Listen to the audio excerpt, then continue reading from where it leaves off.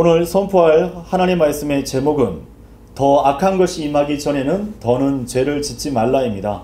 제가 또 오늘 이 설교 말씀을 준비하면서 생각했었던 또 다른 제목은 예수님의 경고, 더 큰 고통을 피하라입니다. 오늘 본문 말씀은 요한복음 5장 14절의 말씀입니다. 하나님께서 최초의 사람인 아담에게 선악을 알게 하는 지식의 나무 열매를 먹는 날에는 반드시 죽게 된다고 창세기 2장 17절에서 경고하신 바 있으십니다. 죄는 무엇이죠? 하나님께서 정해놓은 이 선을 고의적으로 넘는 것이 바로 죄입니다.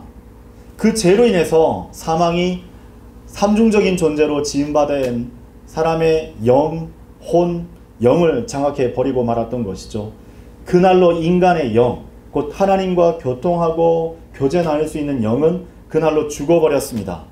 그리고 몸은 육신에 거하는 죄로 인해서 점점 늙고 병들어 죽어가게 되었던 것이죠.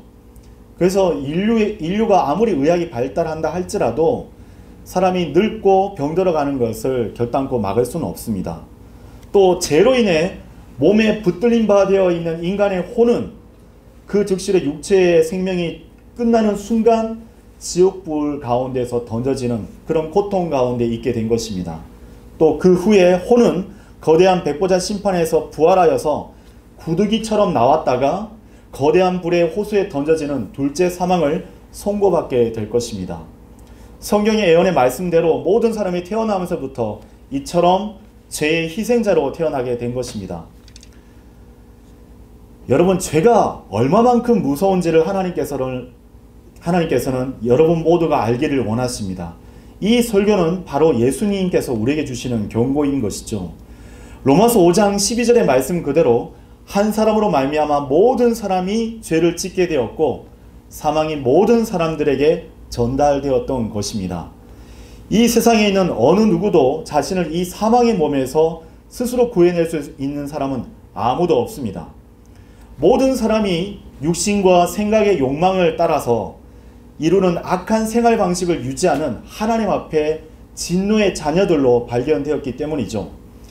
죄 가운데서 태어나서 끊임없이 죄에게 희생당하며 살게 되는 것이 바로 저주받은 인간의 운명입니다. 모든 인간은 환경이 형성되면 자신의 육신의 욕구를 충족시키기 위해서 죄를 짓습니다. 죽음으로써 죄의 행보가 끝나지 않는다면 죄인은 살아있는 마귀처럼 될 때까지 계속해서 악해질 뿐인 것이죠. 잠언 28장 21절에서는 이렇게 말씀하고 계십니다. 외모들을 보는 것은 좋지 않으니라. 이는 그 사람이 빵 한 조각을 위해서 불법을 행할 것이기 때문이라.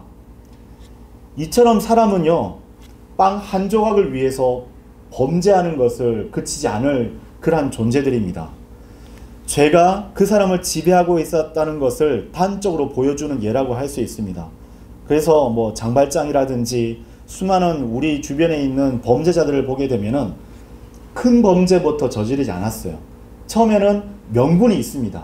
그 사람들 나름대로도 양심으로 호소할 수 있을 만큼의 어떤 그런 명분들이 다 있지만 결국은 그 작은 죄가 결국은 큰 죄로 이어지는 것을 우리는 보고 있죠. 실로 우리 모두가 이렇게 하나님 앞에 사악한 죄인이었을 때에 예수 그리스도께서 우리를 위하여 죽으심으로써 하나님께서는 우리를 향한 자신의 사랑을 나타낸 것입니다. 그래서 구원받기를 원하는 모든 죄인들은 자신 안에 있는 죄를 발견해야 돼요. 자신의 죄를 발견하지 못한다면, 자신의 죄를 즉시로 대면하지 못한다면 그 사람은 예수 그리스도를 볼 수가 없습니다. 왜냐하면 그 죄 때문에, 바로 나의 죄 때문에 예수님께서 이 땅에 오셨기 때문이죠. 영이 거듭나지 못하면 인간은 계속해서 악해질 뿐이고 아무런 희망도 없습니다. 아무런 종교적인 의를 치장한다 할지라도 그의 저주받은 운명은 심판받아 영원히 불타는 지옥에 던져질 뿐인 것이죠. 그렇기 때문에 성도는 이 성경을 통해서 죄의 무서운 파괴력을 알았다면 그 모든 부분들로 즉시로 자신의 생활 가운데서 죄를 제거해야 됩니다. 더 이상 여러분의 이름이 죄로 말미암아 벌어지는 그 희생자 명단에 이름이 올려지지 않기를 간절히 바랄 뿐입니다. 예수님의 경고의 말씀을 들어보시죠. 더는 죄를 짓지 말라. 그 첫 번째 이유는 무엇입니까? 어느 누구도 자신이 저지른 죄가 가져올 악한 결과들을 다 알지 못하기 때문입니다. 예수님께서는 이렇게 말씀하셨습니다. 더 악한 것이 너에게 임하지 않도록 더는 죄를 짓지 말라. 본문에 나오는 병고침을 받은 사람은 38년 동안 병을 앓았던 사람입니다. 우리가 이 요한복음 5장 1절에서 14절 말씀을 이렇게 쭉 읽어보게 되면 예수님의 말씀을 통해서 이 사람의 병의 원인 중 하나가 바로 죄라는 것을 단번에 알 수가 있습니다. 38년 동안 자신을 괴롭혀온 병이 다름 아닌 자신의 죄가 가져온 악한 일이었다는 사실을 앞에 서게 되었을 때 그는 얼마나 놀라워했을까요? 그는 자신의 죄에게 희생된 채로 살아왔었던 것입니다. 자신의 죄가 인간의 힘으로는 결코 치료하지 못할 병을 가져온 것을 알았다면 그는 결코 죄를 짓지 않았을 것입니다. 어느 누구도 자신의 죄가 초래할 결과를 다 알지 못합니다. 성경을 펼쳐보더라도 성경에 있는 위대한 인물들조차도 또래는 다른 사람들조차도 우리와 마찬가지로 자신이 저질렀던 죄의 결과들을 미리 알지 못했던 것을 알 수가 있어요. 아담을 보십시오.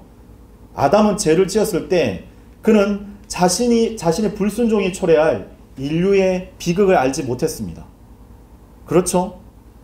왜냐하면 그가 많이 알았다고 한다면 결코 그러한 선택을 하지 않았을 것이 분명하죠.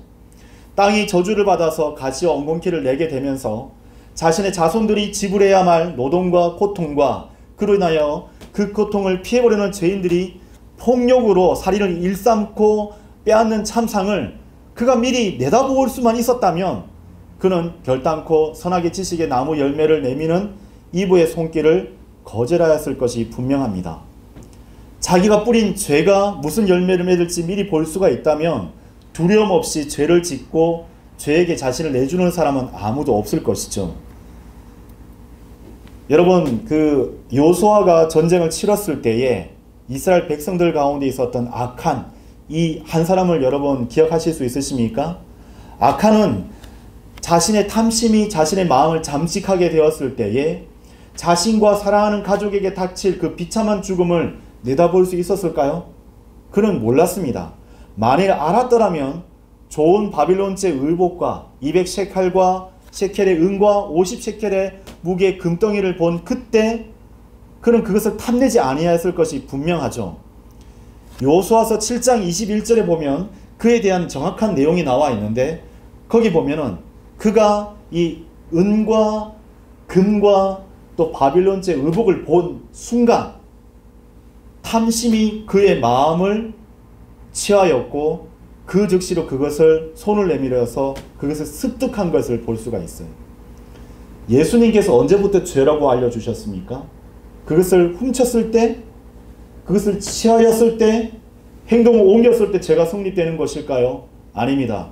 예수님께서는 어떤 여자를 보고 음욕을 품는 그때부터 그 사람 안에 죄가 성립되었다라고 말씀을 하신 바 있습니다. 여러분, 많은 것들을 우리가 볼 수가 있어요. 보는 것은 죄가 아닐 수 있습니다. 어찌 보면 여러 가지 생각들이 지금 이 순간에도 여러분의 말씀에 집중하려고 하는 그 마음을 약탈해 가려고 시도할 수도 있어요. 그런데 여러분, 그것을 붙들지 마십시오. 그것을 붙드는 순간 여러분 자신이 말씀을 소홀히 했었다는 그 죄를 성립시키고 마는 것입니다. 다윗도 한때는 죄에게 자신을 내어준 적이 있습니다. 제가 이 부분에 대해서 오래전에 설교를 했었던 적이 있죠. 근데 다윗의 그 한 사람의 죄는 결단코 다윗 한 사람만을 희생자로 삼지 않았습니다. 그리고 죄는 은밀하게 감춘다고 해서 감추어지지 않았죠. 대부분 주변에 있는 모든 사람들이 다 알게 되고 공개적으로 드러나게 되었던 것이죠. 죄는 주변에 있는 모든 사람들을 희생양으로 삼습니다. 다윗의 욕심은 밧세바 또한 함께 음행한 죄의 희생자로 만들었을 뿐만 아니라 그 죄는 우리아를 죽임으로써 우리아 또한 억울한 희생자로 전락시키고 말았던 것이에요. 그리고 보세요. 다윗과 우리아의 아내였었던 밧세바 사이에 있었던 그 첫 아이를 기억하십니까? 그가 왜 죽었던 것이죠? 그 아이가 왜 죽었던 것입니까? 바로 다윗의 죄 때문에 그렇습니다. 그 죄는 두 아들 암논과 압살롬, 그리고 이스라엘의 군대 대장인 아마사의 생명까지도 요구해 보려고 말았던 것이에요. 압살롬이 온 이스라엘 앞에서 들어갔던 다윗의 첩 10명을 기억하십니까? 다윗의 죄는 그 사람들에게 비참한 어떤 기억과 모든 지워줄 수 없는 그런 아픔을 남기고 말았던 것이에요. 다윗이 이러한 모든 결과를 알았다고 한다면 과연 그 같은 죄를 지었겠습니까? 그는 결코 감히 그렇게 시도하지 않았을 것이 분명합니다. 유대인들이 예수 그리스도를 십자가에 못 박았을 때 자신들의 죄가 자기 민족에게 가져올 저주와 대량 학살을 미리 예견할 수만 있었다면 결코 하나님의 아들이신 주 예수 그리스도를 십자가에 못 박지 못했을 것입니다. 예수님께서 하나님의 아들이신 것을 알았다면 영광의 주를 십자가에 못 박지는 아니었을 것이라고 고린도전서 2장 8절은 우리에게 분명하게 밝히고 있는 것이죠. 그렇기 때문에 자신을 못 박는 죄인들을 향해서 예수님께서는 이렇게 기도하신 것입니다. 아버지, 저들을 용서하여 주옵소서. 이는 저들은 자신들이 무엇을 하는지 모르기 때문이니이다. 누가복음 23장 34절의 말씀입니다. 복음을 믿지 않고 거절한 사람들이 만약에 말이죠, 자신이 지옥에 던져져서 영원한 고통 가운데 울부짖고 있는 장면을 미리 내다볼 수만 있었다고 한다면 현재 그가 걷고 있는 넓은 길, 멸망의 길, 그 죽음의 길에서 즉시로 돌이킬 것이 분명합니다. 그들이 믿음의 눈이 없었기 때문에 죄가 가져올 결과를 미리 볼 수 없는 것이죠. 그래서 누가복음 16장 19절에서 31절에 예수님께서는 분명하게 얘기해 주셨던 것입니다. 그 부자가 울부짖는 가운데서 자신의 형제들과 가족들에게 한 천사를 보내달라고, 애언자를 보내달라고, 그래서 자신처럼 고통받지 않게 해달라고 그렇게 울부짖었을 때에 이미 하나님의 말씀이 그들에게 선포되었음에도 불구하고 그들이 받아들이지 않은 것을 통해서 그들 스스로가 자신의 죄를 마시게 되었다라고 우리에게 알려주고 있죠. 성도 여러분은 여러분 스스로가 저질렀던 죄의 결과를 미리 볼 수 있는 눈이 있으십니까? 우리 자신이 과거에 뿌렸던 죄가 지금 어디에서 무슨 열매를 맺고 있는지 알고 계십니까? 너희가 이제는 수치스러워하는 그러한 것들로 너희가 그때는 무슨 열매를 얻었더냐? 이는 그러한 것들의 끝은 사망이기 때문이라. 로마서 6장 21절의 말씀입니다. 죄는 하나님과의 교제가 단절되는 영적인 고통만을 가져오는 것이 아닙니다. 자신뿐만 아니라 여러분 주위에 있는 사람들까지도 죄의 희생자가 되고 또 고통받게 이르게 만들 것입니다.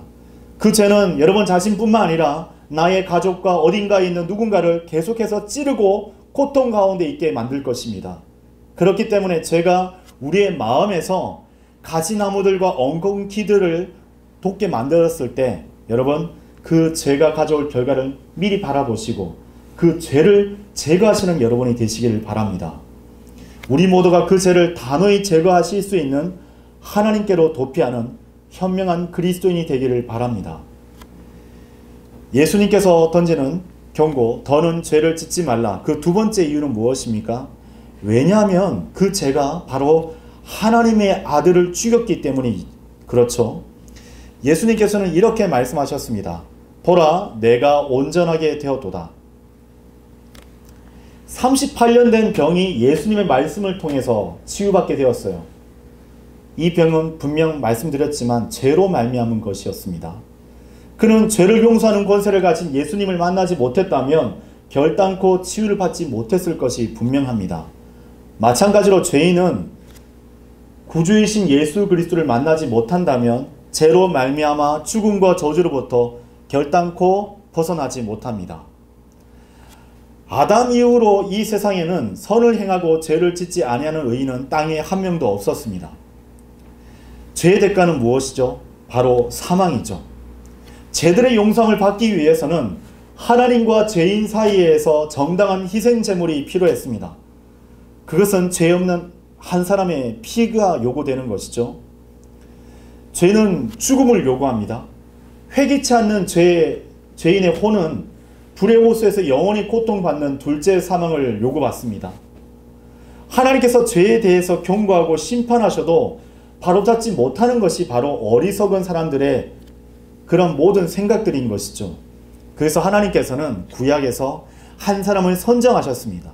그리고 한 민족을 세우셨어요.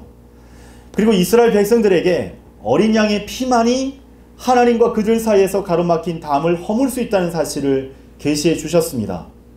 죄인들이 이 사망에서 벗어날 수 있는 유일한 희망은 말 그대로 죄를 전혀 모르셨던 단 한 사람의 죽음밖에 없었던 것이에요.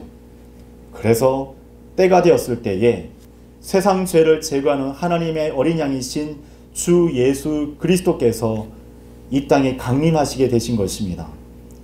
누구나 자신의 죄로 죽지만 다른 사람의 죄로, 바로 우리의 죄로 말미암아 죽을 수밖에 없었던 예수님을 십자가에 못 박았었던 존재는 누구입니까?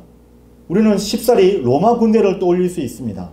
그러나 성경은 그렇지 않다고 말씀하십니다. 예수님을 십자가에 못 박게 된 것은 바로 우리의 죄 때문에 그렇습니다. 우리의 죄악이 세계의 녹슨 목과 망치를 마련하게 된 것이죠. 우리가 저지른 불법이 예수님을 십자가에 못 박아 죽게 했던 것입니다. 우리 모두의 죄, 세상 죄가 예수님을 죽음에 이르게 한 것입니다. 이에 대해서 이사야서 54장 5절은 이렇게 말씀하고 계십니다. 그러나 그가 상처를 입은 것은 우리의 불법들로 인함이요 그가 상한 것은 우리의 죄악들로 인함이라. 우리의 화평을 위하여 징계가 그 위에 임하였도다. 그런즉 그가 맞은 채찍들로 우리가 치유되었도다. 아멘. 우리가 예수 그리스도의 피로 말미암아 구속 곧 죄들의 용서함을 받게 되었습니다. 이것은 우리의 행위들로 인한 것이 아니라 하나님의 은혜의 부여함에 따른 것이라고 에베소서 1장 7절은 말씀하고 계시죠.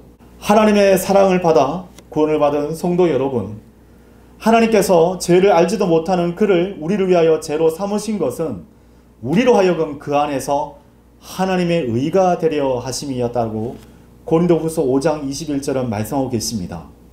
그렇기 때문에 구원받은 성도는 예수님을 죽음에 이르게 한 그 죄를 대적하여 칼을 빼들어야 하는 것입니다. 성령의 칼인 하나님의 말씀으로 여러분 죄를 대적해야 하는 것입니다. 칼을 빼들지 못한다면 여러분은 반대로 예수님을 찔렀던 그 죄로 말미암아 다시 예수님을 찌른 죄를 저지르고 말게 되는 것이죠. 그럼에도 불구하고 여전히 여러분 자신의 죄를 기뻐하며 죄를 저지르고 살기를 바라는 것입니까? 예수님을 죽인 것이 바로 우리 자신의 죄였다는 사실을 여러분 기억하십시오. 그런데 이제 다시 자신을 그 죄의 희생물로 만들고 마는 어리석은 성도가 있기 때문에 하나님께서는 이 경고의 말씀을 우리에게 주고 계시는 것입니다. 내 죄가 예수님을 죽였다는 것을 잊고 사는 성도들이 있다면 지금 경각심을 가지고 하나님의 말씀으로 돌이키시기를 바랍니다. 예수님을 죽였던 그 동일한 죄가 다시 저와 여러분 자신을 죽어나도록 허용하는 어리석음을 여러분 보이지 마시기를 바랍니다. 자신이 토한 것으로 돌아가는 개와 씻고 나서 진창에 뒹구는 돼지처럼 되기를 원하는 성도가 과연 여기 있다는 말입니까? 성경 야고보서 3장 1절은 이렇게 외치고 있습니다. 나의 형제들아 이러한 것들은 응당 그렇게 되어서는 아니 되느니라. 이스라엘은 자기들을 어린 양의 피로 구속하신 하나님을 기억하지 않고 그분의 말씀으로부터 멀리 떠남으로써 죄를 지었습니다. 그리고 하나님의 말씀을 직접 선포하기 위해서 세웠었던 그 예언자들까지도 죽이고 말았던 것이죠. 그 결과 어떻게 되었던 것입니까? 그들은 굶어 죽었습니다. 칼에 죽었습니다. 노예로 사로잡혀가는 비참함을 당하게 되었던 것입니다. 처음부터 그러한 선택을 하지 않을 수 있었던 것이에요. 왜냐하면 하나님의 말씀이 그렇게 미리 알려주었기 때문입니다. 하나님께서는 예언자들을 통해서 계속해서 하나님의 말씀을 일깨워 주셨어요. 그들에게는 자주 하나님의 말씀대로 행할 수 있는 기회가 있었습니다. 그러나 결국 그들은 자신의 죄를 선택했습니다. 하나님 대신에 우상을 선택했어요. 그리고 그들 자신의 죄가 그들 스스로를 살해하도록 만들고 말았던 것입니다. 하나님의 백성으로 성결하게 사는 것보다 주변에 있는 이방 민족과 같이 될 것이라는 어리석은 생각에 자신을 내어주고 말았던 것입니다. 사랑하는 성도 여러분, 설마 우리 가운데서도 하나님의 자녀, 그리스도의 대사, 하나님의 선한 청지기로 살기보다는 우리 주변에 있는 죄의 쾌락을 쫓아 살아가고 있는 그 사람을 부러워하면서 이 세상 사람들처럼 살기를 원하는 분이 계십니까? 정녕 죄를 선택하기를 원하십니까? 여러분, 그렇게 해서는 안 됩니다. 그 죄는 예수님을 십자가에 못 박았고 예수님의 몸에 창을 찌르게 만들었습니다. 그 죄는 우리 자신을 찌르고 말 것입니다. 그 죄는 우리와 우리 가족 그리고 사랑하는 모든 이들을 파괴하고야 말 것입니다. 그렇다면 예수님의 경고의 말씀이 우리에게 주어진 이유는 무엇입니까? 그것은 세 번째로 더 악한 일이 우리에게 일어나지 않도록 하기 위한 하나님의 은혜로 말미암은 것입니다. 예수님께서는 이렇게 말씀하셨습니다. 더 악한 것이 너에게 임하지 않도록 더는 죄를 짓지 말라. 우리의 죄는 이 땅에서 여러분의 건강, 여러분의 명예, 사람들 간의 관계 등과 관련하여서 눈에 보이는 모든 것들을 모조리 파괴할 수 있습니다. 그러나 여러분, 더 가장 심각한 것이 있어요. 우리가 저질렀던 그 죄가 우리의 눈에 보이지 않는 영원한 것들조차도 파괴할 수 있다는 사실입니다. 이것은 구원받은 성도가 자신의 죄로 인하여서 이 세상에서 당할 수 있는 그 어떠한 것보다도 더 악한 일이 되고 말 것입니다. 그 가장 악한 일이 무엇인 줄 알고 계십니까? 바로 지금 이 순간에도 하늘에서 지어져 가고 있는 여러분 자신의 영원한 상급이 여러분이 쉽게 저질렀던 그 자신의 죄들로 인하여서 불에 타서 무너져 버리게 될 것이라는 사실입니다. 고린도전서 3장 10절에서 17절까지의 말씀을 저와 함께 보도록 하시겠습니다. 나에게 주어지는 하나님의 은혜에 따라 지혜롭고 숙련된 건축가로서 내가 기초를 놓았더니 다른 이가 그 위에 건축하는도다. 그러나 모든 사람은 저마다 자신이 그 위에 어떻게 건축할지 주의할지니라. 우리는 우리를 구원해 주신 주 예수 그리스도라는 기초 위에서 우리는 서 있습니다. 그리고 우리는 각자 하나님께서 주시는 그런 재료들로 통해서 집을 마련해야 되는 것이에요. 11절, 이는 놓여있는 기초 외에 다른 기초를 놓을 수 있는 사람은 아무도 없기 때문이라. 그 기초는 예수 그리스도시라. 12절, 이제 만일 어떤 사람이 이 기초 위에, 자, 이 구분하고 있는 것들이 등장하게 되는데, 금이나 은이나 보석들이나 목재나 건초나 그루터기로 건축한다면, 자, 금과 은과 보석들이 있고 다른 한편에는 목재나 건초나 그루터기가 있어요. 이것과 관련해서 양립될 수 없는 한 가지 큰 특징이 있어요. 무엇이죠? 하나는 불에 타지 않는다는 것, 하나는 불에 타버린다는 것이 있죠. 자, 13절, 모든 사람이 일이 저마다 명백하게 드러나게 되리라. 이는 그날이 그것을 분명하게 밝힐 것이기 때문이라. 그날이 무슨 날이죠? 바로 구원받은 모든 성도들이 공중에서 주 예수 그리스도께서 각자 자신의 이름을 부르게 될 그날, 공중에 재림하시는 예수 그리스도를 맞이하게 되는 그날, 바로 휴거로 통해서 공중으로 들림받게 되었을 때에 우리가 예수 그리스도 앞에서 심판을 받는 그리스도의 심판석에 대한 내용들이 등장하고 있는 것이에요. 이는 그날이 그것을 분명하게 밝힐 것이기 때문이라. 자, 구원받고 나서 끝나는 것이 아니에요. 구원은 일시적이고 모든 것이 완성되는 거예요. 영과 혼이 구원받았어요. 그리고 심지어 몸까지도 구속되게 된 것이죠.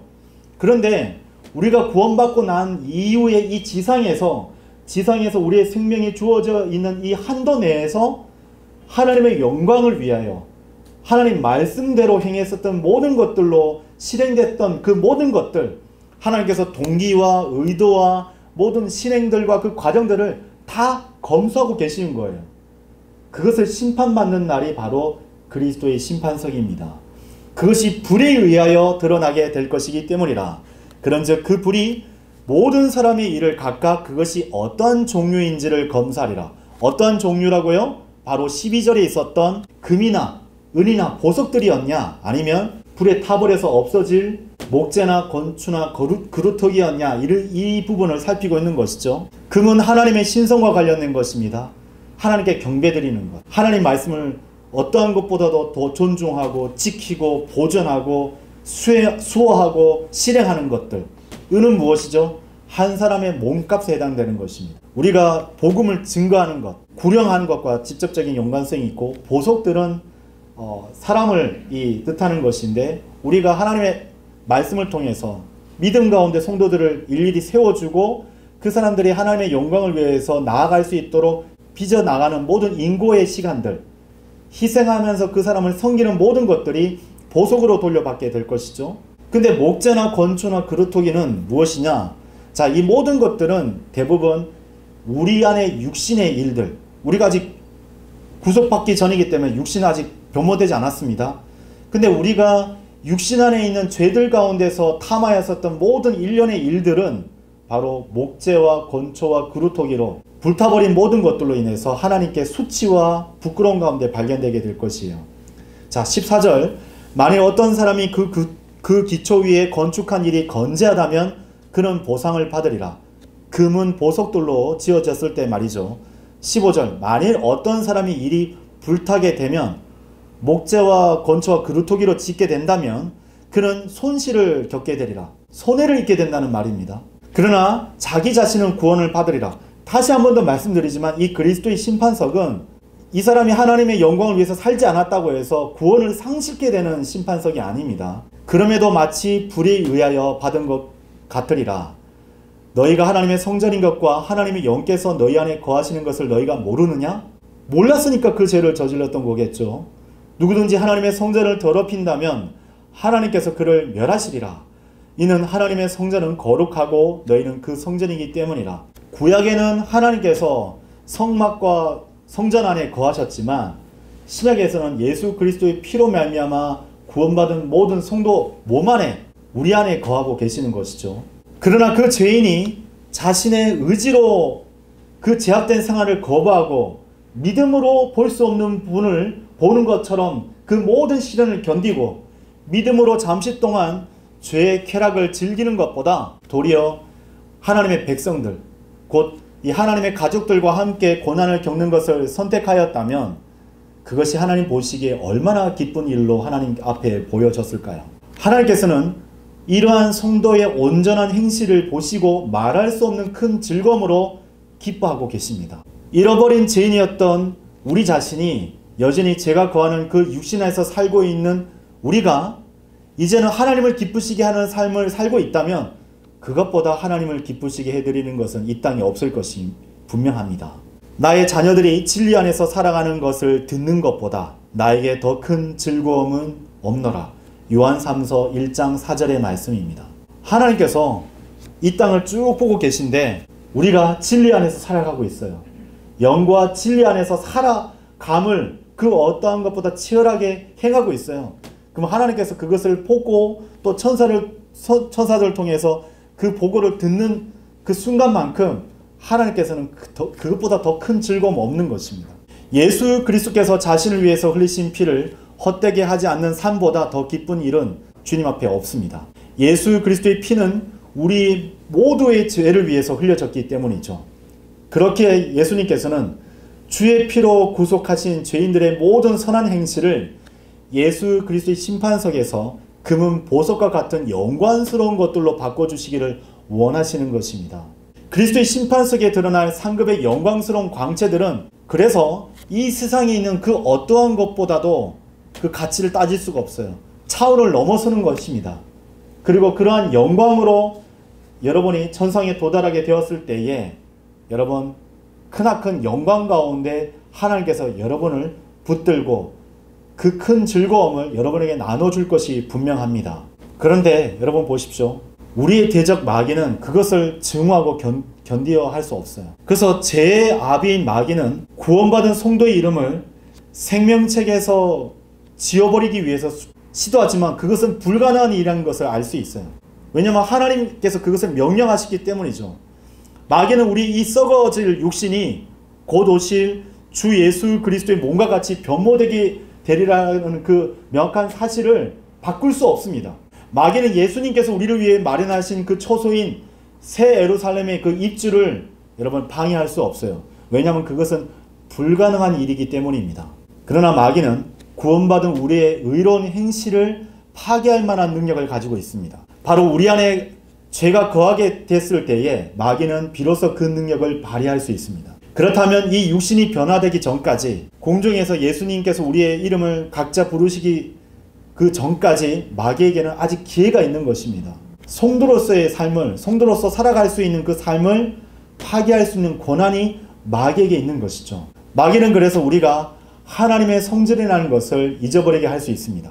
마귀는 우리가 하나님의 성전인 우리 자신의 몸을 더럽게 만드는 것을 조장할 수 있습니다. 마귀는 구원받은 성도가 과거처럼 여전히 육신을 따라 살아가도록 유혹할 수 있습니다. 마귀는 죄를 통하여 성도들을 벌거벗기고 수치스럽게 만들기 위하여 기회를 지금도 호시탐탐 노리고 있습니다. 그래서 그리스도인은 결단코 그 기회를 마귀에게 주어서는 안 됩니다. 육신과 세상과의 타협을 거부하고 하나님의 일을 계속해서 끊임없이 시도함으로써 그 기회를 찾는 마귀에게서 그 틈을 결단코 주어서는 안 될 것입니다. 마귀는 외부로부터 오는 시련을 통해서 그 성도의 그 믿음을 파괴하려고 시도합니다. 죄를 보여주고 또 그 사람이 좋아할 만한 쉽게 에워싸는 죄들을 보여줬음에도 불구하고 그 틈을 주지 않게 되었을 때 마귀는 그 성도의 육체를 칩니다. 하지만 신실한 성도는 그 어떠한 시련에도 자신의 믿음 가운데서 틈을 보이지 않습니다. 육신의 생명조차도 하나님께서 허락하지 않으시면 그 순간 그 어느 누가도 빼앗지 못할 것을 그가 알고 있기 때문이죠. 그리고 하나님께서 고린도전서 10장 13절에 이렇게 기록한 말씀을 성도는 암송하고 있습니다. 하나님께서 감당할 수 있는 시험만을 허락하셨다는 사실, 또한 그것을 능히 감당할 수 있도록 피할 길도 더불어 마련하셨다는 그 사실 앞에 신실한 성도는 오히려 그 큰 시련을 통해서 믿음이 더욱더 강하게 되고 단련되어짐을 체험하게 되는 것입니다. 우리 마음속에 죄의 불꽃이 조금이라도 일어나거든 하나님 말씀의 물로 그것을 끄시길 바랍니다. 그 작은 불씨를 방치하면 우리가 그동안 지키고 쌓아 올렸던 그 모든 것이 불타고 말 것이기 때문이죠. 지금 우리의 마음과 믿음을 좀먹고 있는 죄가 무엇이 있는지를 뒤돌아보시길 바랍니다.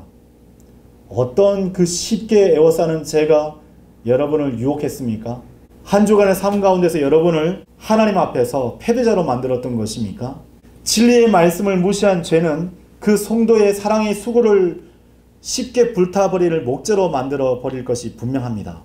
사랑은 죄악을 크게 기뻐하지 아니하며 오직 진리를 크게 기뻐한다고 고린도전서 13장 6절에서 말씀하셨기 때문이죠. 성령과 진리 안에서 신실한 형제, 또 신실하게 행하고 있는 자매를 미워하는 죄는 그 사람의 지식을 한낱 지푸라기처럼 그런 건초처럼 만들어 버릴 것이 분명합니다. 왜냐하면 고린도전서 13장 2절에서 사랑이 없으면 아무것도 아니라고 선언했기 때문이죠. 하나님께서 주신 킹 제임스 성경을 고의로 거부한 죄, 바른 성경을 제시해 주셨음에도 불구하고 진리를 따라 실행하지 않는 그 죄는 그 사람의 모든 경배, 모든 섬김을 나무 그루터기로 만들어 버릴 것입니다. 왜냐하면 요한복음 4장 24절에 하나님 그분께서 경배드리는 자들은 반드시 영과 진리 안에서 경배드려야만 하기 때문이라고 말씀하셨기 때문이죠. 혹시 나는 그런 죄들로부터 안전한데 라고 여러 번 자만하는 사람이 있으십니까? 영과 진리 안에서 경배드리는 데 빠지지 않고 거리 설교와 구령에 열심을 내고 있으며 진리의 지식을 잘 알고 있기 때문에 나는 그러한 죄로부터 안전하다고 여기십니까? 정말 그렇습니까? 죄는 그렇게 만만한 상대가 아닙니다. 겉으로는 성경대로 믿고 실행하고 있음에도 불구하고 여전히 그 실행들을 파괴할 수 있는 죄가 우리 마음 곁에서 불타고 있을 수 있는 것입니다. 각자의 마음을 점검해 보시길 바랍니다. 자신을 중요한 사람으로 여기고 혼자서 모든 것을 잘할 수 있다고 여기며 다른 지체가 인정받을 때 배아파하고 거칠고 냉소적이고 완고한 자세를 취하고 있지 않으십니까? 다른 지체들의 잘못들이 밝혀지지 않았을 때 굳이 그것을 캐내고 비판하기를 좋아하고 쉬지 않고 불평하고 있지는 않습니까? 하나님께서 마련해 주신 자리와 마땅히 해야 될 그 의무에서 도망친 것에 대해서 다른 사람들로 하여금 비평을 받거나 책망을 받지 않으려고 거짓 모함과 복수를 꾀하고 있지 않습니까? 또한 이렇게 거짓 모함을 하고 있는 자들에게 편승해서 그 소문을 전하고 있는 자가 되어버리고 있지는 않으십니까? 이러한 죄의 뿌리는 어디에 있죠? 바로 여러분 자신의 교만에서 비롯된 것입니다. 마귀의 심장은 교만의 불꽃으로 타오르고 있습니다. 마귀의 콧구멍은 바로 교만의 숨결이죠. 교만은 대부분의 모든 죄의 근원입니다. 자신이 서 있다고 생각하는 자는 자신이 넘어지지 않도록 주의하라고 고린도전서 10장 12절에서 말씀하셨습니다. 또한 성경은 정신을 차리고 기도로 깨어 있으라라고 베드로전서 4장 7절을 통해서 우리에게 경종을 울리고 계시는 것입니다. 우리의 수고와 희생의 결과를 파괴하는 교만을 여러분 대적할 수 있는 무기는 무엇이죠? 바로 하나님 안에서 낮아진 마음을 가지는 것입니다. 예수 그리스도께서 가지셨던 마음입니다. 빌립보서 2장 5절에서 8절입니다. 너희 안에 이 생각을 있게 하라. 이 생각은 그리스도 예수 안에도 있었느니라. 그분께서는 하나님의 형체로 계시기에 하나님과 동등하심을 강탈하는 것으로 생각하지 않으셨느니라. 그러나 스스로 이름 없이 되셨으며 자기 위에 종의 형체를 취하셨고 사람들과 같은 모습이 되셨느니라.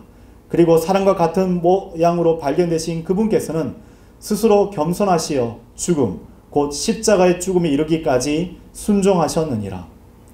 성도의 마음을 정결케 할 수 있는 것은 하나님의 어린 양이신 예수 그리스도의 피밖에 없습니다. 성도의 마음이 죄를 잉태하게 만드는 교만으로 인한 죄의 엉겅퀴에 사로잡히지 않기 위해서는 예수 그리스도께서 품으셨던 그 겸손한 마음을 가지는 것입니다. 하늘에 속한 부르심의 동참자인 거룩한 형제자매 여러분, 이러한 이유로 예수 그리스도를 깊이 생각하십시오. 우리가 죄인들이었을 때에 우리를 위하여 죽으신 예수 그리스도를 깊이 생각할 때만이 생각의 겸손함, 마음의 겸손함으로 여러분이 그렇게 쉽게 넘어졌었던 죄들로 희생당하지 않을 수 있게 될 것입니다. 이 설교의 결론을 맺겠습니다.